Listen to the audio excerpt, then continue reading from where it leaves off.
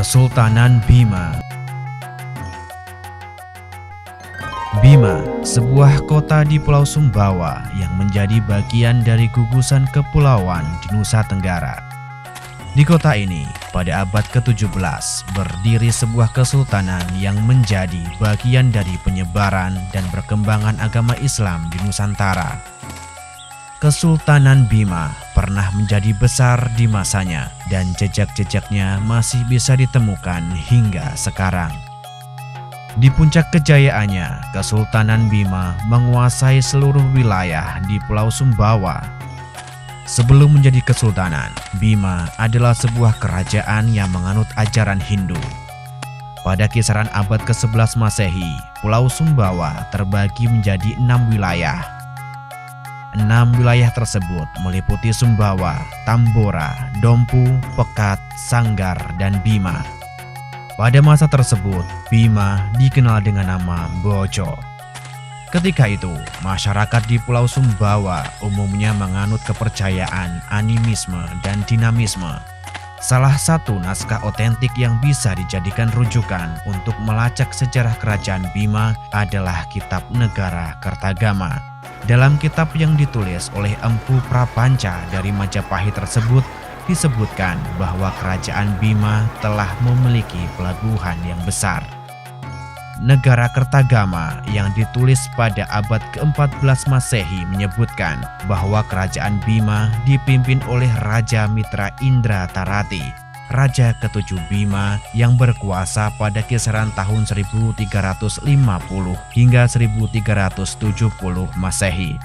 Kerajaan Bima kala itu sudah memiliki hubungan dengan kerajaan-kerajaan di Jawa. Kapal-kapal dari Bima sudah berlayar hingga pelabuhan-pelabuhan di Jawa. Begitu halnya sebaliknya. Bima sebagai kerajaan Hindu mulai berdiri pada permulaan abad ke-13 Masehi dengan raja pertamanya, Sang Bima. Dari nama raja pertama inilah nama Bojo kemudian berubah menjadi Bima. Sebelumnya, Tanah Bojo dipimpin oleh para encuhi atau penguasa yang memimpin dalam 5 bagian wilayah. Sang Bima berhasil mempersatukan para encuhi tersebut sehingga diangkat menjadi pemimpin tertinggi Bojo yang kemudian berubah menjadi Bima. Perkenalan Bima dengan Islam dimulai dari para pedagang serta mubalik Demak dan Gresik. Pada kisaran tahun 1513, Tome Pires, seorang Portugis yang datang ke Bima, mencatat bahwa Islam sudah ada di Bima dibawa oleh para pelaut dari Jawa. Masuknya Islam dari Jawa ini juga tercatat dalam kitab klasik Panambo Lombok. Dalam kitab klasik Panambo Lombok tercatat bahwa sudah ada komunitas Muslim di Sumbawa dan Bima yang disebarkan oleh Sunan Prapen dari kiri. Dari abad ke-15 hingga ke-16, Islam telah menyebar ke sebagian besar Nusantara. Sementara itu, nun jauh di sebelah lautan utara Bima, Goa telah berhasil menjadi kesultanan yang berpengaruh di bawah kepemimpinan Sultan Alauddin.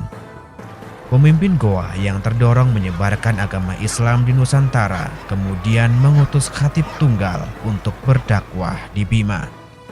Kedatangan khatib tunggal ke Bima disambut dengan baik. Pelan-pelan masyarakat Bima mulai mengalami konversi spiritual ke agama Islam. Meskipun mulai mengalami perkembangan yang cukup baik di kalangan masyarakat, namun kalangan bangsawan dan istana masih belum menerima kehadiran agama Islam. Hingga suatu ketika terjadilah konflik perebutan kekuasaan di Istana Bima yang dilakukan oleh Salisi, adik dari mendiang Raja Bima.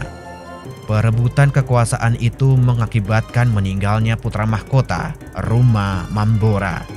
Sedangkan adik putra mahkota yang bernama Lakai melarikan diri ke Kesultanan Guatalo. Selama tinggal di Guatalo, Lakai mendalami agama Islam dan mengubah namanya menjadi Abdul Qahir. Selang beberapa tahun kemudian, Lakai yang sudah berganti nama Abdul Qahir memutuskan kembali ke Bima.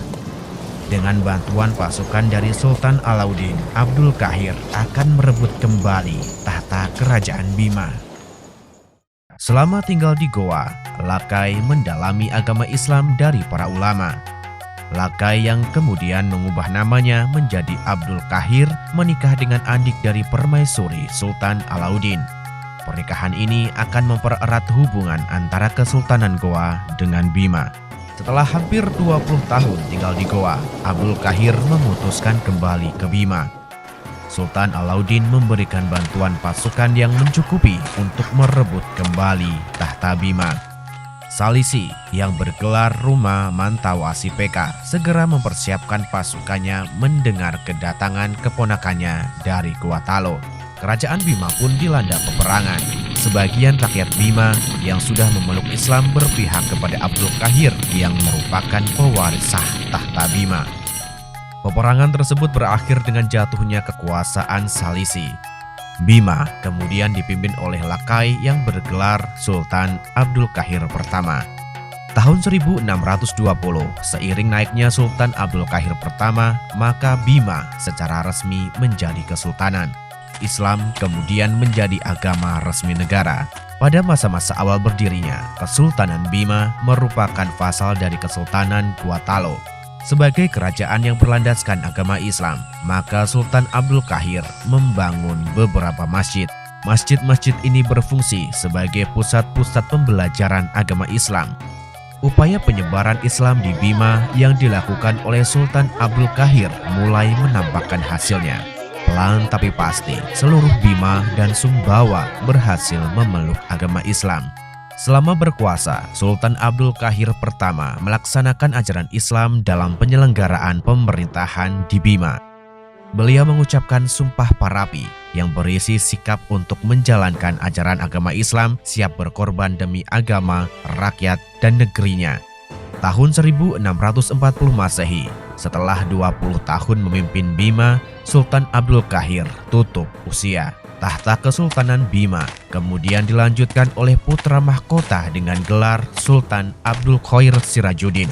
Kebijakan penerapan hukum Islam semakin disempurnakan pada masa Sultan Abdul Qair Sirajuddin dengan membentuk lembaga yang beranggotakan para ulama.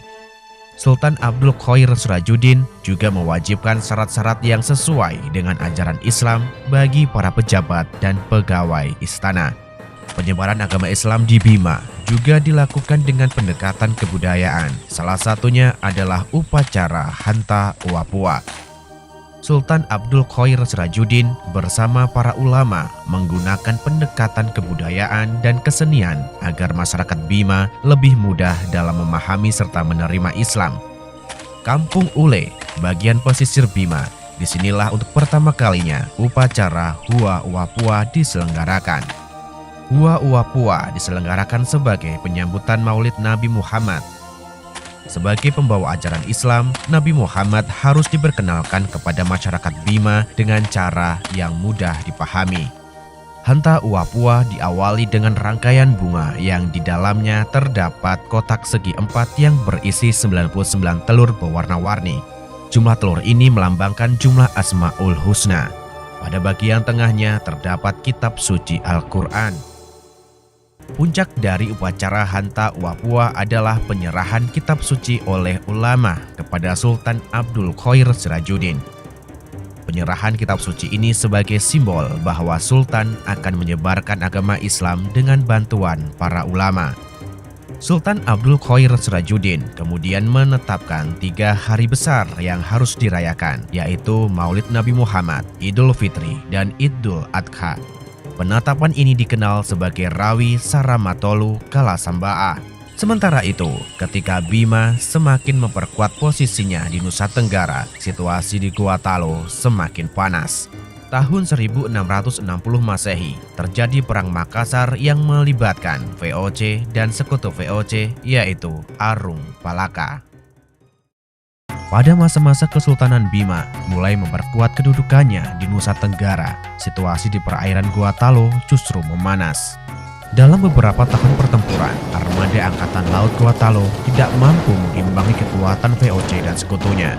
Tahun 1667 Masehi, setelah VOC dan sekutunya berhasil mengepung istana Kesultanan, pasukan Gua Talo pun menyerah. Pada bulan November tahun 1667, Sultan Hasanuddin terpaksa menandatangani perjanjian Bongaya di depan Gubernur VOC, Cornelis Spelman. Jatuhnya Gorontalo ke VOC membuat Kesultanan Bima menjadi negara yang independen, namun hubungan baik dengan Gorontalo terus berlanjut. Pada masa-masa tersebut, VOC telah berhasil mengendalikan perairan di wilayah barat Nusantara hingga ke perairan Sulawesi dan Maluku. Akibatnya, praktis perairan Nusa Tenggara mulai terisolir oleh VOC. Meski VOC selalu datang sebagai pedagang, tetapi sebenarnya mereka adalah penjajah. Kesultanan Bima pun mulai mengalami masalah, sebagaimana kesultanan lainnya di Nusantara. Setelah Perang Makassar, VOC mengirimkan utusannya ke Bima, meminta agar Sultan Abdul Qoir Sirajuddin sebagai vasal Gorontalo mengikuti isi perjanjian Bongaya. Sultan Abdul Qoir Sirajuddin dengan tegas menolak permintaan VOC. Dengan penolakan tersebut, maka ketegangan di perairan Nusa Tenggara meningkat. Namun hingga puluhan tahun berikutnya, VOC masih belum melakukan ekspedisi militer ke Bima dikarenakan pergolakan di Sulawesi dan Jawa. Tahun 1682, Sultan Abdul Qoir Sirajuddin tutup usia. Kepemimpinan Kesultanan Bima kemudian dilanjutkan oleh Sultan Nuruddin Abu Bakar Ali Shah menggantikan almarhum ayahnya, Sultan Abdul Qoir Sirajuddin. Untuk pertama kalinya dalam sejarah Bima, Sultan Nuruddin membuat payung kebesaran kesultanan yang kemudian dikenal dengan nama Paju Monca. Di masa tersebut, situasi politik di Nusantara semakin mencemaskan seiring jatuhnya Jawa ke tangan VOC. Mataram yang kalah secara militer dan politik harus menyerahkan kekuasaannya di sepanjang pantai utara kepada VOC. Namun, kekisruhan di Jawa tersebut memberikan keuntungan bagi Bima karena VOC harus menunda ekspedisi militernya ke Nusa Tenggara. Kesultanan Bima terus memperkuat perdagangannya, terutama dengan Makassar. Pelabuhan Bima ketika itu selalu ramai. VOC juga merupakan pihak yang terlibat dalam perdagangan di Bima. Seiring dominasi mereka atas Jawa, Sulawesi, dan Maluku, Sultan Nuruddin Abu Bakar Ali Shah tidak cukup lama memimpin Bima. Tahun 1687, beliau tutup usia. Tahta Bima dilanjutkan oleh Sultan Jamaluddin, putra sulung almarhum Sultan Nuruddin. Ketika naik tahta, Sultan Jamaluddin baru berusia 14 tahun. Sejak kecil, Sultan Jamaluddin sudah mendengar dari para gurunya tentang kekejaman VOC di Nusantara. Sultan Jamaluddin kecil juga banyak mendengar tentang perjuangan para pahlawan di Nusantara melawan VOC. Hal itulah yang membuat Sultan Jamaluddin sangat membenci keberadaan VOC dan bertekad melawannya. Situasi politik di Nusa Tenggara mulai memanas seiring VOC yang mulai berusaha menerapkan monopoli perdagangan. Kesultanan Bima sebagai vasal Kesultanan Gorontalo seharusnya terikat dalam perjanjian Bongaya, terutama tentang monopoli perdagangan. Namun, sejak masa Sultan Abdul Qoir Sirajuddin, Bima menolak tunduk kepada VOC. Bahkan, Sultan Jamaluddin pun tidak mengabulkan permintaan VOC untuk membangun kantor dagang di Pelabuhan Bima. Sikap tegas Sultan Jamaluddin tentu saja membuat VOC merencanakan menyingkirkannya dari tahta Bima. VOC pun menyusun strategi pendekatan terhadap para sultan di sekitar Bima. Masa-masa tersebut, VOC terbilang sukses menjalankan politik adu domba yang digagas oleh Cornelis Spelman. Politik adu domba ini berhasil menjatuhkan Maluku dan Sulawesi. Tahun 1691, Sultan Jamaluddin berkunjung ke Dompu. Sultan Dompu dan Sultan Jamaluddin masih ada ikatan kekerabatan dalam keluarga besar. Permaisuri Sultan Dompu tercatat merupakan bibi dari Sultan Jamaluddin, sehingga kekerabatan antara Bima dan Dompu sangat dekat. Dalam masa kunjungan tersebut, tragedi pembunuhan menimpa permaisuri Sultan Dompu. VOC secara terang-terangan menuduh Sultan Jamaluddin berada di balik pembunuhan tersebut, dan sayangnya Sultan Dompu termakan hasutan VOC. Tidak menunggu lama, VOC segera menangkap Sultan Jamaluddin atas tuduhan pembunuhan permaisuri Kesultanan Dompu. Sultan Jamaluddin kemudian dibawa ke Fort Notre Dame Makassar sampai tahun 1695. 2 tahun berikutnya, Sultan Jamaluddin dipindahkan ke Batavia. Sultan Jamaluddin semakin mendapatkan tekanan yang berat di pusat kekuasaan VOC tersebut. Penjara tempat Sultan Jamaluddin ditahan sekarang menjadi Museum Fathahillah. Hanya berselang setahun setelah dipindahkan ke Batavia, Sultan Jamaluddin wafat. Tekanan dan perlakuan yang buruk membuat Sultan Jamaluddin tidak mampu bertahan. Kabar tentang wafatnya Sultan Jamaluddin sengaja disembunyikan oleh VOC agar tidak memicu kemarahan rakyat Bima. Tahun 1699, VOC berhasil membangun kantor dagang dan loji di Bima yang masih dalam kekosongan kekuasaan. Kerabat kesultanan akhirnya mendengar wafatnya Sultan Jamaluddin dan memaksa VOC mengembalikan kerangka Sultan Jamaluddin ke Bima. Kerangka Sultan Jamaluddin kemudian disemayamkan di pemakaman Tolobali.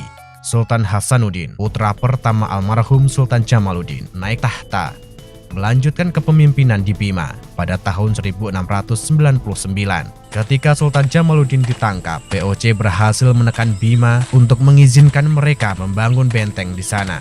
Meskipun VOC berhasil membangun benteng di Bima, namun Sultan Hasanuddin mampu mempertahankan kedaulatan negerinya. VOC ketika itu terus mencoba melakukan monopoli di Kesultanan Bima dan Nusa Tenggara.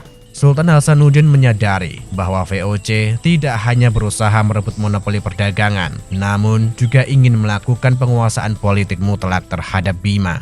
Karena itulah, Sultan Hasanuddin melakukan berbagai pembaharuan dalam menjalankan pemerintahannya, terutama dalam menentukan para pejabat penting. Penyebaran agama Islam tidak luput dari perhatian Sultan Hasanuddin. Meskipun sudah menjadi agama mayoritas, Sultan Hasanuddin terus memperkuat sisi religiusitas rakyat Bima. Sultan Hasanuddin bertahta cukup lama hingga sampai wafatnya pada tahun 1731. Kepemimpinan Bima selanjutnya dipegang oleh Sultan Alauddin Muhammad Shah, putra tertua dari almarhum Sultan Hasanuddin. Sultan Alauddin melanjutkan kebijakan pendahulunya. Hubungan dagang dan politik dengan Makassar diperkuat.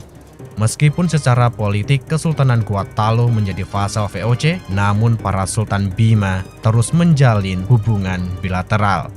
Sedangkan VOC sendiri masih belum berani melancarkan agresi militer mengingat Kesultanan Bima yang masih sangat kuat. Tahun 1742, Sultan Alauddin Muhammad Shah tutup usia. Kepemimpinan Bima berlanjut ke Sultan Abdul Qadim. Pada masa-masa tersebut, VOC sebagai perwakilan kerajaan Belanda di Nusantara mulai digerogoti oleh korupsi.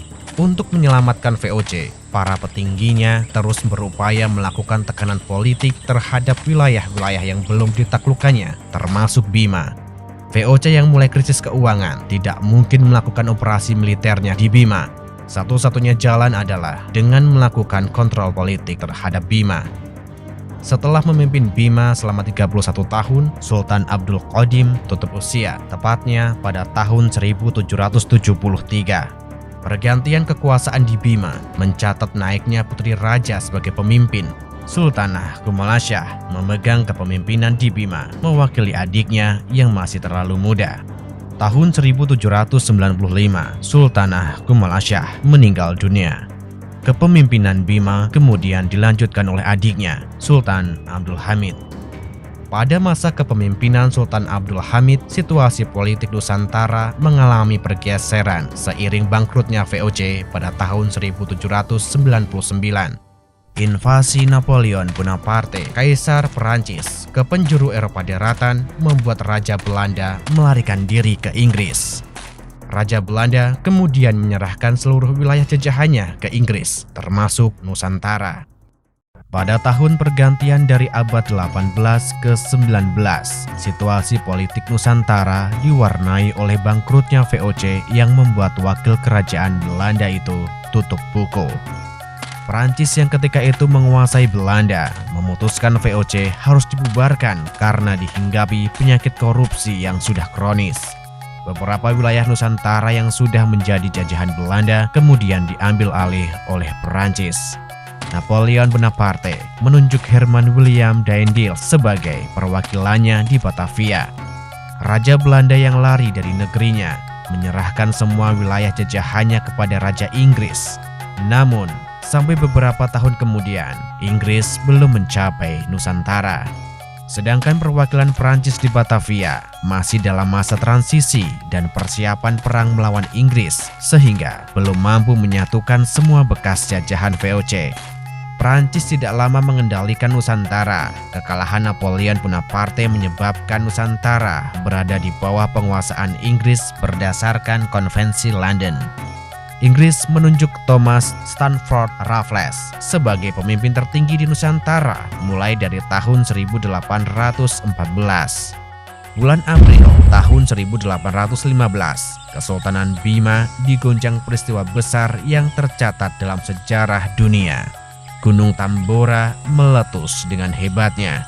Abu Gunung Tambora dengan seketika menghujani seluruh Pulau Sumbawa.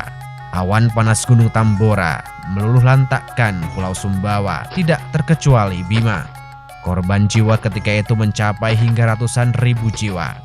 Efek dari letusan Gunung Tambora mencapai Eropa dan Amerika. Di kedua benua tersebut selama 2 tahun tidak mengalami musim panas akibat debu Gunung Tambora. Pasca ledakan Tambora, Bima dan seluruh Sumbawa mengalami bencana kelaparan. Hewan-hewan ternak mati dan lahan pertanian tidak bisa ditanami. Sebagian dari rakyat Bima yang selamat mengungsi ke beberapa wilayah lainnya seperti Makassar. Tahun 1816, Inggris mengembalikan wilayah kekuasaan di Nusantara kepada Belanda. Perjanjian lama dengan Belanda dianggap batal oleh Kesultanan Bima. Namun, sekembalinya ke Nusantara, Belanda memaksakan perjanjian baru yang lebih berat. 4 tahun setelah ledakan Gunung Tambora, Sultan Abdul Hamid wafat. Kepemimpinan di Bima kemudian dilanjutkan oleh Sultan Ismail.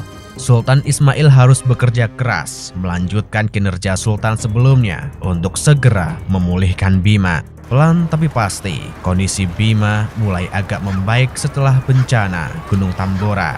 Namun, kemiskinan masih menghantui Kesultanan Bima. Tahun 1854, Sultan Abdullah memegang kepemimpinan Bima seiring wafatnya Sultan Ismail. Di masa-masa kepemimpinan Sultan Abdullah, keadaan Bima sudah mulai pulih seiring perdagangan dan pertanian yang kembali berkembang. Sultan Abdullah memimpin Bima hingga tahun 1868 dan digantikan oleh Sultan Abdul Aziz. Situasi Bima yang kembali pulih membuat Belanda semakin menekan dengan perjanjian baru yang memberatkan. Akibatnya, kondisi politik dan militer di Bima menjadi sangat tegang. Perang sepertinya hanya tinggal menunggu waktunya. Tahun 1881, Sultan Abdul Aziz meninggal secara misterius. Penyebab wafatnya Sultan tidak bisa diketahui dengan pasti. Kondisi ini membuat Bima benar-benar dalam siaga pertempuran melawan Belanda. Sultan Ibrahim, adik dari almarhum Sultan Abdul Aziz, kemudian mengambil kepemimpinan Bima. Kesultanan Bima dengan sengaja melanggar perjanjian dengan Belanda karena sangat merugikan. Belanda kemudian mencoba membuat perjanjian baru pada tahun 1886.